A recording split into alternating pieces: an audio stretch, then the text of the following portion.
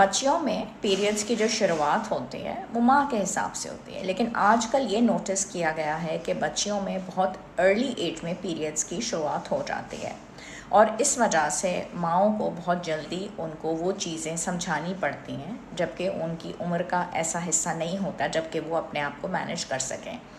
इसका ताल्लुक उन मोबाइल फ़ोन से भी है जो कि बहुत जल्दी उम्र में बच्चों के हाथों में दे दिए जाते हैं और वो अडल्ट कंटेंट का इस्तेमाल करते हैं। उसके अलावा ग़ज़ा जो है वो ऑर्गेनिक होने के बजाय प्रोसेस फूड्स के साथ बनी हुई होती है। फ़िज़िकल एक्टिविटी बच्चों के अंदर नहीं है। दूध जो है वो हार्मोन से ट्रीटेड होता है, बजाय ये कि उनको खालिस और ताज़ा दूध दिया जाए। उसके अलावा घरेलू ख़ानदानी झगड़े अगर बच्चों के सामने किया जाए, उनसे भी बच्चों के जहनों में बहुत ज़्यादा असर पड़ता है।